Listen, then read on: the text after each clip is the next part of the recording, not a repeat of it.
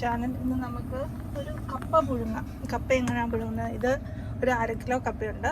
ഇവിടെ ഞാൻ വെള്ളം തിളയ്ക്കാൻ വെച്ചിട്ടുണ്ടായിരുന്നു. വെള്ളം തിളയ്ക്കുന്നുണ്ട്. നമുക്ക് അതിൻ്റെ അകത്തേക്ക് ഇതങ്ങ് ഇട്ട് കൊടുക്കാം. അപ്പോൾ ഈ തിളയ്ക്കുന്ന ആ ഒരു രീതിയിൽ തന്നെ ഇത് തിളയ്ക്കണം. കൂട്ടോ ഉറയ്ക്കോ ഒന്നും ചെയ്യാൻ പാടില്ല. ഇടയ്ക്ക് വെച്ച് കുറച്ച് കഴിഞ്ഞാൽ ഇത് വേകാതെ പോകും. ഓക്കെ, നമുക്കിതൊന്ന് അടച്ചു വെച്ച് നമുക്കൊന്ന് വേവിക്കാം. ഓക്കെ, ചെണ്ടക്കപ്പയ്ക്ക് ഒരു സമ്മന്തി ഉണ്ടാക്കാം. ഒരു 5-6 ഉള്ളിയും ഒരു 5-8 കാന്താരിമുളകും എടുത്തിട്ടുണ്ട്. നമുക്കിതൊന്ന് ചതച്ചെടുക്കാം. ഞാൻ ഇവിടെ ഇടിയോലിലാണ് അത് ചതയ്ക്കാനായിട്ട് പോകുന്നത്. ഈ ഇടിയോലിലേക്ക് ഇതൊന്ന് ചതച്ച് കൊടുക്കാം.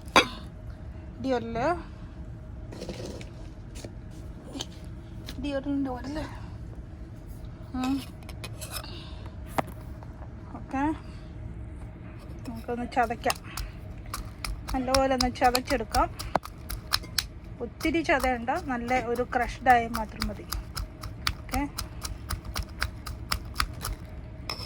എനിക്ക് ഇതിൻ്റെ അടപ്പൂടെ ഉണ്ട്. അപ്പോൾ ഞാൻ ഇത് വീഴാതിരിക്കാൻ വേണ്ടിയിട്ട് ഇതിവിടെ അടച്ച് ഞാൻ ചതച്ചെടുക്കട്ടെ. ചതച്ചെടുത്ത് കഴിഞ്ഞിട്ട് ഞാൻ നിങ്ങളെ കാണിച്ചു തരാം. നമുക്ക് ഇതിൻ്റെ അകത്തേക്ക് ആവശ്യത്തിന് ഉപ്പൂടെ ഇട്ട് കൊടുക്കാം.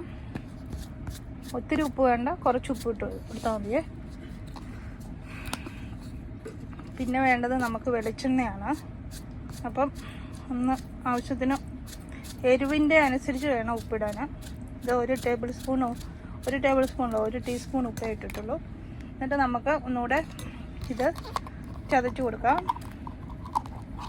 ഞാനിത് അടച്ചു വെക്കുന്നതെന്ന് പറഞ്ഞാൽ ഇത് താഴോട്ട് സ്പ്രെഡ് ആകത്തില്ല. അതുകൊണ്ട് നമുക്കൊന്നുകൂടെ മിക്സ് ചെയ്ത് കൊടുക്കാം. പിന്നെ നമുക്ക് വേണ്ടത് 1 ടേബിൾ സ്പൂൺ വെളിച്ചെണ്ണയാണ്. വെളിച്ചെണ്ണ ഓക്കെ, ഞാൻ CBCയുടെ വെളിച്ചെണ്ണയാണ് ഒഴിക്കുന്നത്. അത് ഉരുകി ഇത് ഇടയ്ക്ക് വെച്ച് ഇത് ഉരുകി പോകുന്നതാണ്, ഒന്ന് ഉറഞ്ഞു പോകുന്നുണ്ട്, അതുകൊണ്ടാണ്. ഓക്കെ, ഇനി ഞാനിത് ചെറുതായിട്ട് വരുന്നുണ്ട്. ഇവിടെ AC ഉള്ളതുകൊണ്ട് പെട്ടെന്ന് ഉറഞ്ഞു പോവേ. വീഴുന്നുണ്ട് ഉണ്ടോ. അപ്പം 1 ടീസ്പൂൺ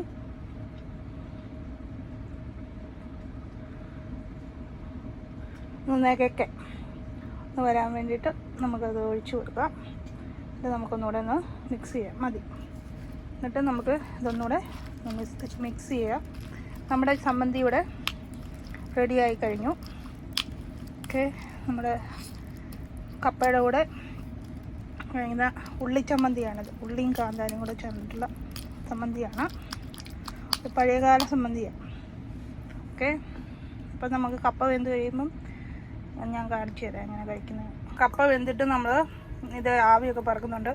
കപ്പ വെന്ത് കഴിഞ്ഞപ്പോൾ ഞാൻ ആ വെള്ളത്തിലേക്ക് ചില ഉപ്പിട്ട് കഴിഞ്ഞിട്ട് ഊറ്റി ആ വെള്ളം നല്ലപോലെ വെന്തിട്ടുണ്ട്. നമുക്ക് നമ്മുടെ സമ്മന്തിയും കൂടെ ചേർത്ത് ഇതൊന്ന് കഴിക്കാം. ഓക്കെ, സമ്മന്തി ഞാനിവിടേക്ക് ഇടുന്നുണ്ട്. ഓക്കെ, നമുക്കിതിൻ്റെ അകത്തേക്ക് ഇതങ്ങോട്ട് മുക്കാം. ഓക്കെ, നല്ല ടേസ്റ്റാണ് കേട്ടോ. എരിവ് ഞാൻ കുറച്ചാണ് ഇട്ടിരിക്കുന്നത്. എന്നിട്ട് നമുക്കതൊന്നും കഴിക്കാം.